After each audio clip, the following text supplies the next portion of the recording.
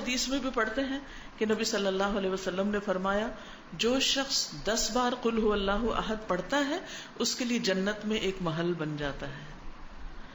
عمر رضی اللہ عنہ کہنے لگے کہ اے اللہ کے رسول صلی اللہ علیہ وسلم اس طرح تو ہم بہت سارے محل اپنے لیے تیار کر لیں گے، یعنی بہت دفعہ ایسا ہی عمل کریں گے. آپ نے فرمایا اللہ کے پاس اس سے بہت زیادہ ہے، بہت اچھا ہے، یعنی تمہارے گمان سے کہیں زیادہ ہے اس کے پاس. اور پھر آپ دیکھیے کہ ایک اور شخص کے بارے میں آتا ہے کہ وہ ایک بار ساری رات اسی سورت کی تلاوت کرتے رہے، اسی کی تکرار، اسی کی تکرار، اسی کی تکرار. قل هو اللہ احد اللہ الصمد لم یلد ولم یولد ولم یکن لہ کفوا احد.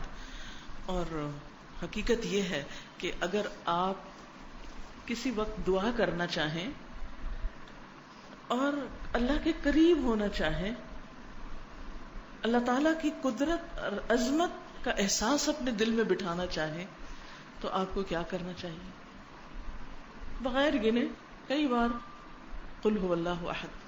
اگر آپ کو ریاکاری کا ڈر ہے، شرک کا اندیشہ ہے، شرک سے ڈرتے ہیں، اپنے اندر اخلاص پیدا کرنا چاہتے ہیں تو اسی صورت کو پڑھیں، بار بار پڑھیں، اور پھر اس کی تاثیر آپ دیکھیں.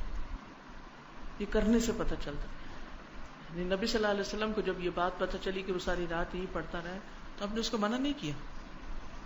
اس لیے اگر کوئی اس کو ایک سے زیادہ بار پڑھتا ہے تو کوئی منع نہیں ہے، لیکن اس کے لیے کوئی جگہ، کوئی وقت، کوئی گنتی، کوئی ہنسا کچھ مقرر نہیں. کیونکہ ایک ہی آیت کا یا ایک سورت کا بار بار پڑھنا انسان کے اندر اس کا فہم زیادہ کرتا ہے، اس کے اندر غور و فکر اور تدبر زیادہ ہو جاتا ہے. تدبر کے لیے تکرار چاہیے ہوتی، بار بار پڑھو.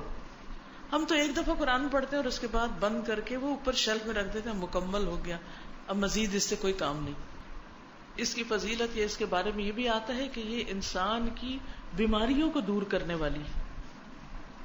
اب بیماریوں کو کیسے دور کرنے والی؟ سب سے بڑی بیماری اور علت کیا ہے؟ شرک. سارے غم ہی شرک کی وجہ سے آتے ہیں، ساری مصیبتیں شرک کی وجہ سے آتی ہیں. اللہ سبحانہ وتعالیٰ کی ناراضگی شرک کی وجہ سے آتی، چاہے شرک اکبر ہو چاہے شرک اصغر ہو. شرک اکبر تو بتوں کو پوجنا، اور شرک اصغر کیا؟ ریاکاری کرنا، دکھاوے کے کام کرنا، اپنے نیک کاموں پہ فخر کرنا، لوگوں کو بتانا کہ میں کیسا کیسا نیک ہوں. تو اس کا علاج کیا ہے کہ انسان قل هو اللہ احد پڑھے.